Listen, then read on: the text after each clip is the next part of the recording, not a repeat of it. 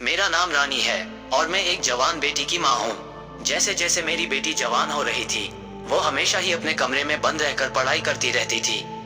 और माँ अपनी बेटी की इस बात से बहुत खुश थी कि मेरी बेटी पढ़ाई में बहुत इंटेलिजेंट थी। वो हमेशा से ही अच्छे मार्क्स लाती थी। मेरे पति इस दुनिया से जा चुके थे। एक रात मैंने सपने में अपने पति को देखा। वो मुझसे कहने लगे, 2-3 दिन तुम बेटी के कमरे में छुप जाना और देखना वो अपने कमरे में क्या करती है। मैंने ऐसा ही किया, लेकिन जो मेरी आंखों के सामने आया, उसे देखकर मेरे पैरों तले से जमीन निकल गई थी। मैं अपने मरे हुए पति की बात को टाल नहीं सकती थी, लेकिन मेरी हैरानी की हद जब हुई जब रात के 2:30 बजे मैं अपनी बेटी के कमरे में अलमारी के पीछे छुप गई थी। मेरी बेटी ने जो किया उसे देखकर तो मेरे होश ही उड़ गए थे। मैं 28 साल की थी जब मैं विधवा हो गई थी और मेरी शादी 21 साल की उम्र में ही हो गई थी। मैं अपने पति से बहुत प्यार किया करती थी, इसीलिए मैंने दूसरी शादी नहीं की और अपने पति के नाम सारी जिंदगी गुजारने का फैसला कर लिया था। मैं एक 7 साल की बच्ची की माँ थी, जिसकी परवरिश मैंने खूब दिल लगाकर और प्यार से की थी कि जब मरने के बाद मैं अपने पति को मुंह दिखाऊं तो उनके सामने गर्व से ये कह सकूं कि मैं आपकी बेटी की परवरिश बहुत अच्छी करके आई हूँ। भगवान की कृपा है कि मेरी बेटी अब 20 साल की हो चुकी है और अब आसपास के लोग मुझे कहते हैं कि संतान एक होनी चाहिए, पर अच्छी होनी चाहिए, जैसे कि तुम्हारी बेटी है। लोग मेरी बेटी की बहुत तारीफ किया करते थे और साथ ही साथ मेरी परवरिश की भी। ये बातें सुनकर मेरा सर गर्व से ऊंचा हो जाता है। मेरी बेटी शिल्पी सच में बहुत ही अच्छी और इंटेलिजेंट लड़की है। वो सारा दिन पढ़ाई करने में ही बिजी रहती है और सारी रात भी वो पढ़ाई करती रहती है। वो जब इतनी ज्यादा पढ़ाई करती है तो मेरे दिल में उसके लिए प्यार पैदा हो जाता है। फिर मुझे उस राज का ख्याल आता है जो मैंने अपनी बेटी से छुपा रखा है। मुझे डर है कि कहीं इस वजह से मेरी और मेरी बेटी के रिश्ते के बीच कोई दरार पैदा ना हो जाए। लेकिन मैं क्या करूं, मैं चाहकर भी अभी उसे ये राज नहीं बता सकती थी, इसीलिए दिल की बात दिल में ही रखकर बैठी हुई हूँ। मैं चाहती हूँ कि मेरी बेटी की शादी जल्द से जल्द हो जाए। मैं अपनी बेटी की शादी इंटर की पढ़ाई पूरा होने तक कर देना चाहती हूँ, ताकि वो इस राज तक ना पहुँच पाए जो मैंने उससे छुपाया हुआ है। लेकिन मेरी बेटी अभी आगे और पढ़ना चाहती है। जब भी मैं शिल्पी से शादी की बात करती हूँ तो वो फौरन ही शादी से इनकार कर देती है कि अभी उसे पढ़ाई करनी है और वो पढ़ लिख कर किसी काबिल बनना चाहती है। एक दिन मैं शाम का खाना बना रही थी, अब मेरे पति के एक पुराने दोस्त का फोन आया था। वो हमें अपनी बेटी की शादी का इनविटेशन दे रहे और कह रहे थे कि जल्द से जल्द आप हमारे घर अपनी बेटी को लेकर आ जाना। हमारा उनसे मिलना जुलना बहुत अच्छा था, क्योंकि मेरे पति के दोस्त की पत्नी मेरी बहुत अच्छी फ्रेंड थी। हम दोनों एक साथ ही कॉलेज में पढ़ा करते थे। उन्होंने कहा कि मेरी इकलौती बेटी अंजना की शादी है, इसीलिए हम आपको 1 महीना पहले ही अपने घर बुलाना चाह रहे हैं। मैं इस बात से बहुत खुश हो गई थी। मैं कहने लगी, अजय भाई साहब आप फिक्र मत करो, मैं बहुत जल्द आपके घर आ जाऊंगी। क्योंकि अंजना मेरे पति के दोस्त की बेटी होने के साथ साथ मेरी दोस्त की भी बेटी थी। दरअसल मेरा शुरू से ही इरादा था कि अजय भाई साहब मेरी बेटी की शादी अपने छोटे बेटे के साथ करा देते हैं, क्योंकि वो मेरी बेटी की उम्र का ही था और उसकी जॉब भी बहुत अच्छी लगी हुई थी और शुरू से ही अजय भाई साहब के छोटे बेटे को पसंद करती थी। वो देखने में भी अच्छा था। उसकी और शिल्पी की जोड़ी एक साथ बहुत अच्छी लगेगी। अजय भाई साहब के 2 ही बच्चे थे। बेटी की शादी तो अब हो रही थी, उसके बाद बेटा था। मेरी बेटी उस घर में बहुत खुश रहती। मैंने जल्दी से खाना बनाया और उठकर शिल्पी के कमरे की तरफ जाने लगी। मैंने जैसे ही दरवाजा खोलने के लिए हाथ बढ़ाया तो ये देखकर मैं हैरान रह गई थी कि शिल्पी ने तो अपना कमरा अंदर से लॉक किया हुआ था। मैंने जोर से दरवाजा खटखटाया तो कुछ देर के इंतजार के बाद दरवाजा खुल गया था। मेरी बेटी को पसीना आ रहा था और वो बहुत घबराई हुई लग रही थी। मैं कहने लगी, क्या बात है शिल्पी, तुमने दरवाजा अंदर से क्यों बंद किया हुआ था और इतनी देर में क्यों खोला है? वो कहने लगी, माँ मैं बाथरूम में नहा रही थी। मैंने कहा, अच्छा छोड़ो ये सब, इधर आओ, मेरे पास आकर बैठ जाओ। मैं अपनी बेटी का हाथ अपने हाथों में पकड़कर उसे अपने साथ सोफे पर लेकर बैठ गई। मैं कहने लगी, तुम्हें पता है तुम्हारा फेवरेट अजय अंकल का फोन आया था। वो हमें अंजना की शादी के लिए बुला रहे हैं। तुम अपनी पैकिंग शुरू कर देना, 2 दिन के बाद ही यहाँ से निकल जाएंगे। ये सुनकर शिल्पी के चेहरे का रंग उड़ गया था। वो कहने लगी, माँ मैं नहीं जा सकूंगी। मुझे उसकी यह बात सुनकर एकदम गुस्सा आ गया और मैं कहने लगी, तुम क्यों नहीं जाओगी? कहने लगी, माँ मेरे एग्जाम शुरू होने वाले हैं, मुझे अपने एग्जाम्स की तैयारी करनी है और मैं किसी भी हाल में अपनी पढ़ाई को छोड़कर नहीं जा सकती। मैं कहने लगी, बेटा बात को समझा करो, तुम अपनी सारी बुक्स वहाँ ले जाना, वहाँ जाकर आराम से पढ़ाई कर लेना, इसमें कौन सी बड़ी बात है। मगर शादी पर जाना बहुत जरूरी है, क्योंकि मैंने तुम्हारे लिए अंजना के भाई पराग को पसंद कर लिया है। तुम दोनों एक दूसरे से मिलोगे तो ही बात आगे बढ़ेगी। वो खाली आंखों से मुझे देखकर कहने लगी, माँ मैं शादी के काबिल नहीं रही हूँ। मुझे शिल्पी की यह बात बहुत बुरी लगी थी। गुस्से में होकर कहने लगी, क्या मतलब है तुम्हारा। वो घबरा गई और कहने लगी, माँ मैंने आपसे कितनी बार कहा है, मैं पढ़ लिख कर कुछ बनना चाहती हूँ। मैं उसकी यह बात सुनकर बस उसको घूरती रह गई थी। अगले दिन भी मैंने बहुत कोशिश की कि मेरी बेटी शादी में जाने के लिए राजी हो जाए, क्योंकि मैं उसको शादी में लेकर जाना चाहती थी। मैंने तो यहाँ तक कह दिया था कि अगर तुम शादी पर नहीं जाओगी तो मैं भी नहीं जाऊंगी, लेकिन फिर भी उसने मेरी बात नहीं मानी थी। मैं पहले से ही अपनी फ्रेंड अल्पना के घर जाना चाहती थी, लेकिन अपनी बेटी को मनाने की वजह से नहीं जा पाई थी। जबकि आप शादी में सिर्फ 5 दिन ही रह गए थे। मजबूरन मुझे अपनी ही तैयारी करनी पड़ी थी। मैं अपने पति के पुराने दोस्त और अपनी पुरानी दोस्त के साथ इस पुरानी दोस्ती को बिगाड़ना नहीं चाहती थी। मैंने शिल्पी से कह दिया था कि मैं पड़ोस में कह जाऊंगी कि वो 1 हफ्ते के लिए तुम्हारे साथ रह ले। शिल्पी चिढ़ते हुए कहने लगी, माँ मुझे किसी पड़ोसन की जरूरत नहीं है, मैं अकेले भी रह सकती हूँ। अगर उन्होंने मेरे कमरे में सोने की जिद की तो मैं क्या करूंगी, मुझे स्टडी करने में प्रॉब्लम आएगी। मैं गुस्से से कहने लगी, शिल्पी तुम जानती हो क्या स्टडी करने के साथ साथ अपने पेरेंट्स की इज्जत करना भी और उनकी बात को मानना बहुत जरूरी होता है। फिर तुम मुझे बताओ कि तुम्हारे कमरे में ऐसी कौन सी चीज लगी हुई है जो वो तुम्हारे कमरे में सो नहीं सकती। तुम्हें अगर पढ़ाई करने में कोई प्रॉब्लम आए तो तुम बाहर सोफे पर बैठकर पढ़ाई कर लेना।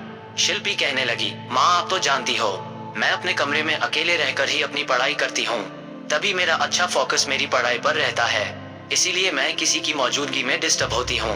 मैं कहने लगी, अच्छा चलो ठीक है, पड़ोसन मेरे कमरे में सो जाया करेगी और तुम आराम से अपनी पढ़ाई कर लेना। बड़ी मुश्किल से शादी पर जाने की तैयारी कंप्लीट हुई थी। मैं जानती थी कि अजय भैया और अल्पना शिल्पी के बारे में मुझे जरूर पूछेंगे कि शिल्पी शादी में क्यों नहीं आई। जैसे ही मैं शादी वाले घर में पहुंची तो अजय भाई साहब कहने लगे, अरे भाभी आप मेरी शिल्पी बेटी को क्यों नहीं लेकर आई। और उनकी इस बात में अल्पना भी हाँ में हाँ मिलाने लगी। मैं डरते डरते कहने लगी, वो मेरी बेटी अपनी पढ़ाई को लेकर बहुत सीरियस रहती है, उसके एग्जाम होने वाले हैं, इसलिए वो नहीं आ सकी। वो कहने लगी, जब मेरे एग्जाम्स खत्म हो जाएंगे तब मैं अजय अंकल और अल्पना आंटी के यहाँ चली जाऊंगी, बस इसीलिए नहीं आई, लेकिन वो बाद में आ जाएगी जब उसके एग्जाम्स हो जाएंगे। तो अजय भाई साहब कहने लगे, वाह ये तो बहुत अच्छी बात है। और अल्पना भी कहने लगी, रानी तुमने अपनी बेटी की परवरिश बहुत अच्छी की है। फिर अजय भाई साहब मेरी तरफ देखते हुए कहने लगे, भाभी शादी वाला घर है और खुशी का मौका है, इसीलिए मैं चाहता हूँ कि मैं भी आपको एक खुशखबरी सुना दूं। मेरी ख्वाहिश है कि मैं अपने मरे हुए दोस्त की बेटी को अपने घर की बहू बना लूं, अपने अनुराग की पत्नी के रूप में शिल्पी को देख लूं। इस बात पर अल्पना भी बहुत खुश हो रही थी। अल्पना ने कहा कि जैसे ही अंजना की शादी की रस्में खत्म हो जाएगी तो मैं तुम्हारे घर शिल्पी का रिश्ता लेकर आऊंगी। ये बात सुनकर मेरी आंखों में आंसू आ गए थे। मैंने अजय भाई साहब और अल्पना से कहा, आप दोनों ने तो मेरे दिल की बात कह दी, बेटी को अपने घर की बहू बना लूं, अपने अनुराग की पत्नी के रूप में शिल्पी को देख लूं। ये खबर सुनकर तो मैं बहुत खुश हूँ। अजय भाई साहब तो खुश होकर आगे बढ़ गए थे, लेकिन अल्पना ने मुझे गले लगा लिया था और कहने लगी, हमारी दोस्ती को हम रिश्तेदारी में बदलना चाहते हैं, इस तरह से हमारी दोस्ती आगे तक कायम रहेगी। अंजना की शादी में खूब मजा आया था। शादी अच्छी हो गई थी और शादी पूरी होने के बाद मैं अपने घर पर आ गई थी। पड़ोसन तो मेरी बेटी से बहुत खुश हो रही थी, कहने लगी, मैंने तुम्हारी बेटी जितनी अच्छी और समझदार लड़की कहीं नहीं देखी। ये बात सुनकर मैं बहुत ज्यादा खुश हो गई थी। मैंने अपनी पड़ोसन अंजलि को शुक्रिया कहा, आपका बहुत बहुत शुक्रिया, आपने यहाँ मेरी गैर मौजूदगी में मेरी बेटी का ख्याल रखा। मैंने उसको कुछ गिफ्ट भी दिए और उसके बाद वो अपने घर चली गई थी। मैंने शिल्पी से कह दिया था कि अजय अंकल और अल्पना आंटी ने अनुराग के लिए तुम्हारा हाथ मांग लिया है, वो चाहते हैं कि तुम्हारी शादी उनके बेटे अनुराग के साथ हो जाए। शिल्पी मेरी बात सुनकर खुश नहीं हुई थी। वो मुझे अजीब सी नजरों से देखकर कहने लगी, माँ आपने हमेशा से ही मुझे सिर्फ मेरे पापा के एक ही फ्रेंड के बारे में बताया है, जबकि मेरे पापा के बहुत सारे फ्रेंड थे। मुझे याद है जब मैं छोटी थी तो हमारे घर अजय अंकल के साथ साथ पराग अंकल भी आया करते थे, लेकिन जिस दिन से पापा की मौत हुई उसके बाद से ही पराग अंकल ने हमारे घर आना बंद कर दिया। क्या पापा के मरने के साथ साथ ही पराग अंकल भी मर गए, जो आपने कभी उनके बारे में कोई बात नहीं की। शिल्पी ने मेरे जब मुंह पर नमक छिड़क दिया था। मैं गुस्से से कहने लगी, हाँ नहीं बताया मैंने तुम्हें पराग के बारे में। तुम जानती हो कि तुम्हारे पापा ने मुझसे लव मैरिज की थी। तुम्हारे पापा की फैमिली वाले हमारी शादी नहीं कराना चाहते थे, जबकि तुम्हारे पराग अंकल का हमारे घर पर बचपन से आना जाना था। हमारी शादी के कुछ महीनों पहले ही पराग की भी शादी हो गई थी। तुम्हारे पापा के मरने के बाद पराग की पत्नी ने मेरे घर में इतने ज्यादा फसाद फैलाए थे कि मेरे ससुराल वाले मुझसे नफरत करने लगे थे और वो मुझे घर से निकालना चाहते थे। और मैं बेसहारा थी क्योंकि मेरे माता पिता नहीं थे। मैं बेसहारा कहाँ जाती, किसी ने मेरी बात पर यकीन भी नहीं किया था। इस तरह से कान पराग की पत्नी ने मेरे ससुराल वालों के भर दिए थे। वो लोग मेरी बात मानने को तैयार ही नहीं थे, बल्कि लोगों को मेरी किसी बात पर यकीन ही नहीं था। मैं डर गई और कहने लगी, ये घर मेरे पति का है, मैं अपने पति के घर से नहीं जाऊंगी। उन्होंने एडी चोटी का जोर लगा लिया था और फिर आखिरकार मैं भी हिम्मत हार गई थी, क्योंकि तुम मेरे साथ थी। जिस दिन मैं घर से निकलने लगी थी उसी दिन मैंने फैसला कर लिया कि मेरे पति के बचपन के दोस्त पराग भाई साहब और उनके परिवार से हमारा कोई ताल्लुक नहीं रहेगा, क्योंकि उनकी पत्नी की ही वजह है जो मैं बेसहारा हो गई। उस टाइम तुम 5 साल की थी। मेरे ससुराल वालों ने मुझ पर गलत इल्जाम लगाए थे, पता है किसके कहने पर? सिर्फ और सिर्फ तुम्हारे पराग अंकल की पत्नी के कहने पर, जबकि पराग भाई साहब अच्छे से यह बात जानते थे कि मैं गलत नहीं हूँ। मुझ पर आरोप लगाए जा रहे हैं, वह भी उनकी पत्नी के कहने पर। उनकी पत्नी ने मेरे साथ ऐसा इसलिए किया क्योंकि मैं खूबसूरत थी, और जबकि वो खूबसूरत नहीं थी, इसीलिए वो मेरी खूबसूरती से जलती थी और उन्होंने मेरे ससुराल वालों को अपनी तरफ कर लिया। वो तो अच्छा हुआ कि तुम्हारे चाचा जी ने मेरा और तुम्हारा ख्याल करते हुए हमें उस घर से हिस्सा दिलवा दिया जिनके पैसों से हमने ये घर खरीद लिया। तुम्हारे दादा दादी तो वैसे भी मतलबी लोग थे। तुम्हारे पापा की सैलरी अच्छी थी, वो अपने माता पिता को भर भर कर पैसे दिया करते थे, तो हम लोग उनके लिए अच्छे थे। लेकिन जब तुम्हारे पिता मर गए तो उनकी बेटी और पत्नी उनके लिए बुरी हो गई थी। तुम्हारे चाचा चाची बहुत अच्छे लोग हैं, इसीलिए वो हमारे घर पर आना जाना रखते हैं और मुश्किल वक्त में उन्होंने हमारा साथ भी दिया। लेकिन तुम्हारे दादा दादी तो पराग की पत्नी के कहने में आ गए थे और उन्होंने अपने घर से हमें निकाल दिया था, क्योंकि पराग की पत्नी ने हमारे घर में आग जो भड़का दी थी। तुम्हारे दादी ने काफी कोशिश की कि वो तुम्हें अपने पास रखना चाहते थे, लेकिन मैंने साफ इनकार कर दिया। तो मुझे धमकाने लगे, वो तुम्हें मुझसे जबरदस्ती छीन लेंगे। मैं उनकी धमकी ही देखकर हैरान रह गई थी, इसीलिए मैंने पुलिस में जाकर उनके खिलाफ रिपोर्ट दर्ज करवा दी। पुलिस जब तुम्हारे दादा दादी के घर गई तो तुम्हारे चाचा ने बात को संभाल लिया और पुलिस को वापस भेज दिया, क्योंकि वो समझदार थे और इस तरह से उनके और उनके परिवार के सारे गांव में बेइज्जती हो सकती थी। इसीलिए उन्होंने अपने माता पिता को बहुत समझाया कि वो हमें सुकून से जीने दे। उसके बाद से तुम्हारे दादा दादी ने हमारा पीछा छोड़ दिया था और हम सुकून भरी जिंदगी जीने लगे थे। मैं इस घर में पूरी तरह से शिफ्ट हो गई थी। उस दिन के बाद भी वो लोग कभी कभी तंग करने के लिए आ जाया करते थे, लेकिन तुम्हारे चाचा बात को संभाल लेते थे। उन लोगों ने मुझे तंग करने की बहुत कोशिश की और मुझे डराते धमकाते थे, यहाँ तक कि उन्होंने मुझे अदालत से तुम्हारी कस्टडी लेने के लिए भी ब्लैकमेल कर लिया था। बड़ी मुश्किल से उस टाइम में तुम्हारे चाचा ने सारी बात को संभाल लिया था। अगर वो मेरा सहारा ना बनते तो आज तुम और मैं किसी के घर में झाड़ू बर्तन कर रहे होते। मैंने इसीलिए आज तक तुम्हें अपने दादा दादी, पराग और उसकी पत्नी के बारे में नहीं बताया। ऐसा इसलिए नहीं किया था ताकि तुम्हारा दिल उनकी तरफ से मेला ना हो जाए। ये बात सुनकर शिल्पी का चेहरा उतर गया था। वो बहुत परेशान हो गई थी और मैं उठकर अपने कमरे में आ गई थी।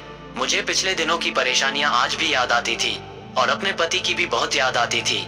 मेरी अलमारी में मेरे पति के लव लेटर, उनके साथ मेरी फोटो, ये सारी निशानियां मेरे पास आज भी रखी हुई थी। मैं एक एक चीज को देखकर रोती जा रही थी। मैं अपने मृत पति के लव लेटर पढ़कर रोती तो कभी उनको चूमने लगती थी। मैं हर चीज बड़े ध्यान से देख रही थी। तभी अचानक मेरी नजर डायरी पर पड़ी। इनमें से एक डायरी गायब थी जो मेरे पति की थी और मेरे पति को डायरी लिखने का बड़ा शौक था। वो रेड कवर वाली डायरी ना जाने कहाँ चली गई थी। मैं अंदर ही अंदर बहुत डर रही थी और मैंने सारी अलमारी में उसे डायरी को ढूंढ लिया था, यहाँ तक कि अपने कमरे की पूरी तलाशी ले ली थी, लेकिन वो डायरी मुझे कहीं नजर नहीं आ रही थी। फिर मेरे दिल में ख्याल आया कि कहीं वो डायरी शिल्पी के हाथ तो नहीं लग गई, क्योंकि उस डायरी में शिल्पी की जिंदगी का सबसे बड़ा राज लिखा हुआ था। मेरी बेटी कॉलेज भी जाती थी और वहां से आकर भी सारा दिन पढ़ाई करती रहती थी। मेरी हर बात को मानती थी। मगर पिछले 1 महीने से मेरी बेटी बहुत परेशान लग रही थी और बहुत ही अजीबोगरीब हरकत करने लगी थी। उसने सब कुछ छोड़ दिया था, हमेशा चिड़चिड़ी रहने लगी थी, वो मेरी बात भी नहीं मानती थी। मैं उसकी वजह से बहुत परेशान रहने लगी थी, इसलिए मैंने सोचा किसी टाइम में उसके कमरे की तलाशी लूंगी। मैं ये सारी बातें रात भर सोचती रही थी। इसी तरह से सोचते सोचते सो भी गई थी। मैं बहुत गहरी नींद में सो रही थी जब मुझे सपने में मेरे पति मिलने आए थे। वो कहने लगे, रानी तुम 2-3 दिन मेरी बेटी के कमरे में छुपकर उसे देखना कि वो क्या करती है। जब मेरी आँख खुली तो मुझे बड़ी हैरानी हुई कि आखिर यह कैसा सपना था। इस सपने ने तो मुझे चौंका कर रख दिया था। मेरे पति बहुत सालों बाद मेरे सपने में आए थे और सपना भी कितना अजीब सा था। मुझे एकदम ही फिक्र होने लगी थी कि कहीं मेरी बेटी किसी मुसीबत में तो नहीं है। इसीलिए मैं जल्दी उठकर अपनी बेटी के कमरे की तरफ जाने लगी थी। दरवाजा खोलने के लिए जैसे ही मैंने हाथ आगे बढ़ाया तो ये देखकर मैं हैरान रह गई थी कि रात के इस टाइम पर मेरी बेटी का कमरा अंदर से लॉक था। ना जाने वो इस तरह की अजीब हरकतें क्यों करने लगी थी। इससे पहले तो कभी उसने कमरे का लॉक नहीं लगाया था। सुबह हुई तो मैं शिल्पी से कहने लगी, तुमने रात में अपने कमरे के दरवाजे को लॉक क्यों किया था। मेरी बात सुनकर वो मुझे कहने लगी, माँ आप क्या रात भर मेरी जासूसी करती रहती हो। मैंने बात को मजाक में टालने की कोशिश की, इसीलिए मैं हंसकर कहने लगी, नहीं बेटी वो तो बस रात को मुझे डर लग रहा था इसलिए मैं तुम्हारे पास आ गई थी। वो कहने लगी, माँ पता नहीं कि आपको रात में डर लग रहा था या नहीं, मगर अब मुझे आपसे बहुत डर लगने लगा है। मैं हंस दी थी, लेकिन जो मेरी बेटी का बिहेवियर था और मेरे पति का सपना ये सब मुझे बहुत परेशान कर रहा था। मैंने फैसला कर लिया था कि मैं अपने मरे हुए पति की बात को नहीं टाल सकती। उसी रात मैं अपनी बेटी के कमरे में जाकर उसकी अलमारी के पीछे छुप गई थी। मेरी बेटी जैसे ही आई तो वो अपनी बुक्स खोलकर पढ़ाई करने के लिए बैठ गई थी। वो तो अपनी स्टडी करने में बिजी थी, जबकि मैं अलमारी के पीछे से खड़े होकर छुपकर उसे देख रही थी। सारी रात मेरी बेटी पढ़ाई करने में बिजी रही थी। सुबह के लगभग 6 बजे उसने अपनी किताबों को बंद किया और वो अपने बिस्तर पर जाकर लेट गई थी और सो गई थी, जबकि मेरी बेटी सुबह के 8 बजे कॉलेज जाती थी, इसीलिए सिर्फ 1 घंटे ही सोती थी। लेकिन सारी रात ऐसा कुछ नहीं हुआ था जो मुझे चौंका देता। सुबह जब मेरी बेटी 8 बजे अपने कॉलेज जाने के लिए उठी और नहाने के लिए बाथरूम में चली गई, तब मैं जल्दी से भागी और अपने कमरे में आ गई थी। सारी रात खड़े रहने की वजह से मेरे पैरों में बुरी तरह से दर्द हो रहा था और मेरा शरीर भी टूट रहा था। मैं सच में थक गई थी कि मैं छोटे बच्चों की तरह एक सपने के पीछे क्यों पड़ गई हूँ। इसलिए मैंने सोच लिया था कि अब मैं रात के टाइम शिल्पी के कमरे में नहीं जाऊंगी।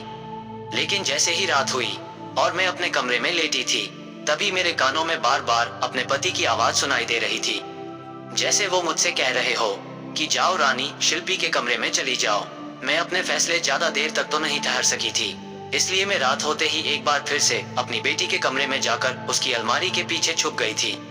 आज तो मेरी टांगों में बहुत ज्यादा दर्द हो रहा था, मगर मैं बर्दाश्त करती रही और खड़ी रही। मैंने तो कभी अपने पति की बात को नहीं टाला था। जब वो जिंदा थे और मुझसे बहुत प्यार किया करते थे, आज मैं कैसे उनकी बात को टाल सकती थी। सारी रात मैं इसी तरह से अलमारी के पीछे खड़ी रही थी और मेरी बेटी पढ़ाई कर रही थी, एक के बाद एक किताबों को पढ़ रही थी। इसी तरह से दूसरी रात भी गुजर चुकी थी। मैं सुबह फिर अपने कमरे में आकर सोचने लगी कि शायद ये सपना मुझे इसलिए आया है कि मैं रोज अपने पति की यादों में खोई रहती हूँ और उनकी फोटो को बार बार देखती हूँ, इसीलिए मेरे पति की यादें मेरे दिमाग पर सवार हो गई है। शायद इस सपने की कोई हकीकत ही ना हो। मैंने सोच लिया था कि अब मैं बेमतलब सपने के लिए अपनी बेटी पर शक नहीं करूंगी। मैंने थोड़ा सा आराम किया और उठकर नाश्ता बनाने के लिए किचन में चली गई थी। नाश्ता बनाकर मैंने सोचा चलो शिल्पी के लिए भी नाश्ता बना देती हूँ। मैं जैसे ही उसके कमरे में उसे नाश्ता देने के लिए गई, मैं अपनी बेटी के कमरे के दरवाजे तक ही पहुंची थी, तभी उसके कमरे से आती हुई आवाजें मेरे कानों में पड़ी थी। वो रो रही थी और मैं घबरा गई कि ना जाने मेरी बेटी को क्यों हो गया है और वो इस तरह से क्यों रो रही है। वो रोते हुए कहने लगी, मुझे आज तुम्हारी बहुत याद आई है, जल्दी से तुम मेरे पास आ जाओ, मैं तुम्हारे बिना नहीं रह सकती। ये बात सुनकर मैं तो दंग रह गई थी। मैंने जल्दी से दरवाजा खोलने की कोशिश की तो ये देखकर फिर से हैरान रह गई थी कि कमरे का दरवाजा तो अंदर से लॉक था। मैंने दरवाजे को जोर जोर से बजाना शुरू कर दिया था। कुछ ही देर के बाद शिल्पी ने दरवाजा खोल दिया था। वो कहने लगी, माँ आपको क्या हो गया है, आप इस तरह से मेरे कमरे का दरवाजा क्यों पीट रही हो? मैं दरवाजा खोलने के लिए आने ही वाली थी, लेकिन आप तो दरवाजे को बुरी तरह से पीट रही हो, जैसे कोई भूकंप आ गया है। पहले तो मैंने सोचा कि इससे पूछ लूं ये किससे बातें कर रही थी, लेकिन उसके हाथ में पिता की फोटो पकड़े हुए देखी तो मैं सब कुछ समझ गई थी। वो शायद अपने पिता की याद में खोई हुई थी और अपने पापा को मिस कर रही थी, लेकिन न जाने क्यों मेरा दिल बहुत घबरा रहा था। मैंने शिल्पी से कहा, ये रहा नाश्ता, तुम अपने कमरे में ही कर लो। मैं तुम्हारे लिए नाश्ता लेकर आई थी। और मैंने नाश्ते की ट्रे शिल्पी के हाथ में दे दी। उसने बिना कुछ कहे ही फोटो को साइड पर रख दिया और नाश्ता करने के लिए बैठ गई थी। मैं बड़ी परेशान हो गई थी और बुरी तरह से उलझ गई थी। मैंने सोचा कि चलो आज आखिरी रात है, आज भी मैं जाकर शिल्पी के कमरे में अलमारी के पीछे छुप जाऊंगी आज और उसके कमरे में छुपकर देख लेती हूँ। फिर से रात हुई तो मैं अपनी बेटी के कमरे में जाकर अलमारी के पीछे छुप गई थी। मेरी बेटी रोज की तरह ही चेयर पर बैठकर टेबल पर अपनी रखी हुई बुक्स को खोलकर पढ़ने लगी थी और अपनी पढ़ाई में बिजी हो गई थी। थोड़ी ही देर गुजरी थी कि अचानक शिल्पी के कमरे की खिड़की पर दस्तक होने लगी थी।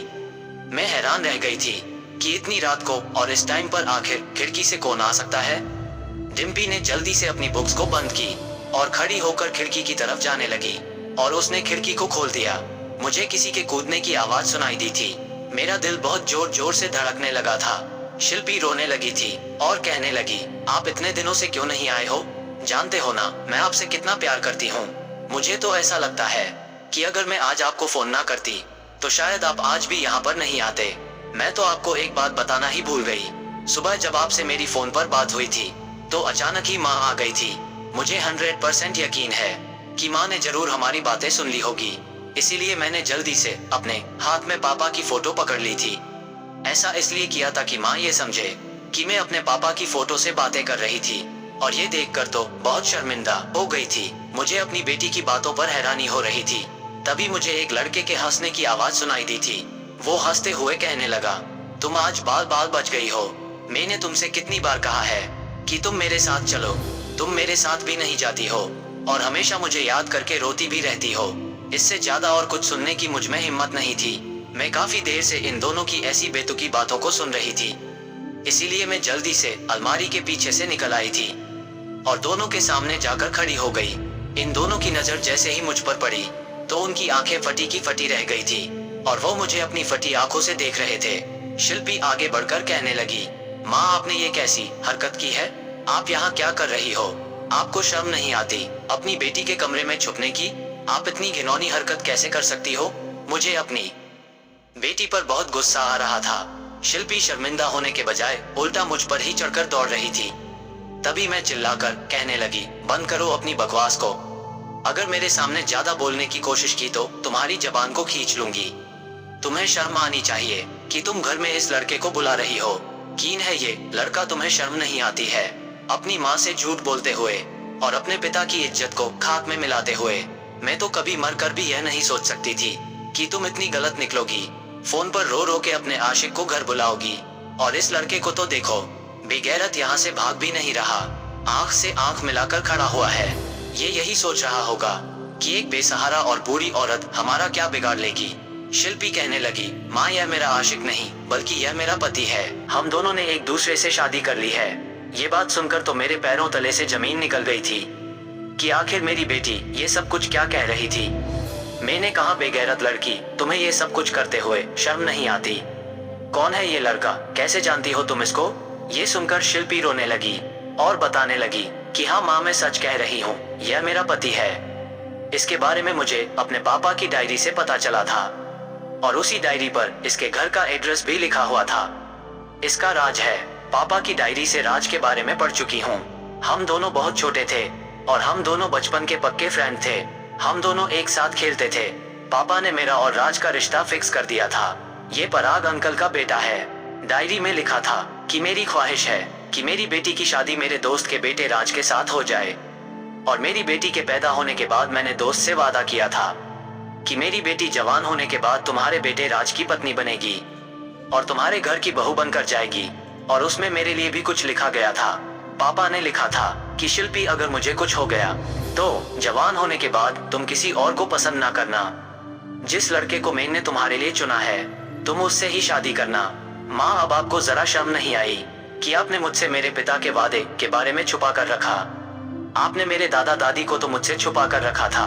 मैं सिर्फ अपने चाचा चाची को ही जानती थी और यह सोचती थी कि मेरे दादा दादी दुनिया में है ही नहीं।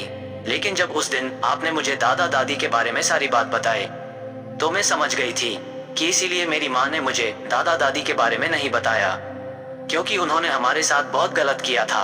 और आपने पराग अंकल की पत्नी के बारे में भी बता दिया था कि उन्होंने आपके साथ बहुत बुरा किया था। लेकिन आपने एक बार भी पराग अंकल के बेटे राज का जिक्र तक मुझसे नहीं किया, जबकि आप मेरी शादी अजय अंकल के बेटे अनुराग के साथ करवाना चाहती थी। आपने ऐसा इसलिए किया कहीं मुझे कुछ याद ना आ जाए कि राज मेरा बचपन का दोस्त है। राज की मम्मी ने आपके साथ जैसा भी किया, लेकिन वो पुरानी बात थी। मेरे पापा तो मेरा रिश्ता राज के साथ पक्का करके गए थे और उसके पिता से वादा कर गए थे, इसीलिए मैं अपने पिता के किए हुए वादे को नहीं तोड़ सकती थी। आपकी अलमारी में मुझे मेरे पापी के लेटेर पड़े हुए मिले थे और उन्हीं के साथ साथ मेरे पापा की डायरी भी रखी हुई थी। मैं उन डायरी में से एक डायरी को अपने पास लेकर आ गई थी और मैंने जब डायरी को पढ़ा तो उसमें ये सारी बातें लिखी हुई थी। उसी में राज का एड्रेस लिखा हुआ था। इसीलिए मैं कॉलेज के बहाने से एक दिन राज से मिलने के लिए चली गई थी और उसको सारी बात बता दी थी। खुशकिस्मती से मुझे वो लड़का मिल गया था जिसे मेरे पापा मेरे लिए चुनकर गए था। और माँ देखिए, अब हम दोनों एक हैं। मैं शिल्पी की बातें सुनकर रोने लगी थी और कहने लगी, बेटी, तुम्हारे पापा के फ्रेंड की पत्नी ने मेरे साथ बहुत गलत किया था। मैं नहीं चाहती थी कि तुम्हारी शादी अगर उस घर में हो जाए तो वह औरत तुम्हारा जीना दुश्वार कर देगी, क्योंकि जिस औरत ने मुझे नहीं बख्शा तो फिर वो तुम्हारा क्या हाल करती। और इसी औरत की वजह से मेरे सास ससुर ने भी मुझे घर से निकाल दिया था। मुझे डर था कि अगर अपने पति के इस वादे की लाज रखते हुए तुम्हारी शादी राज से करवा दी तो राज की माँ सारी जिंदगी तुम्हें ताने देगी और परेशान करेगी और कभी तुम्हें सुखी नहीं जीने देगी। और अगर मेरी बेटी अपनी जिंदगी में खुश नहीं रहती तो मैं जीते जी मर जाती।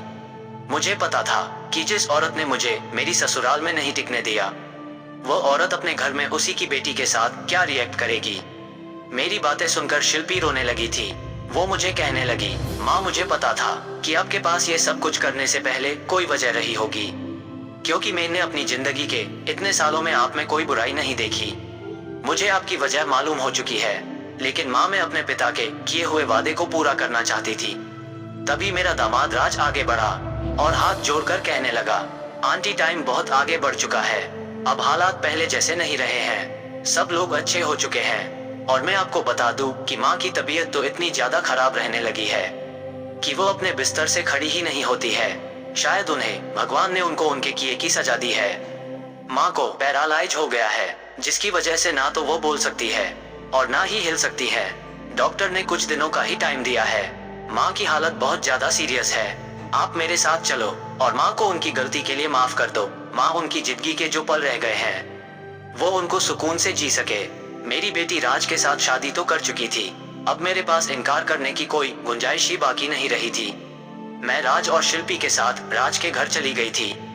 मैं वहां पर गई तो राज की माँ कावेरी बुरी हालत में बेड पर लेटी हुई थी। मुझे उसकी हालत देखकर बहुत तरस आ रहा था। मुझे देखकर उसकी आंखों में आंसू आ गए थे। वो कुछ बोल नहीं सकती थी, लेकिन उसकी आंखों से मुझे ऐसा लग रहा था जैसे वो मुझसे माफी मांग रही हो।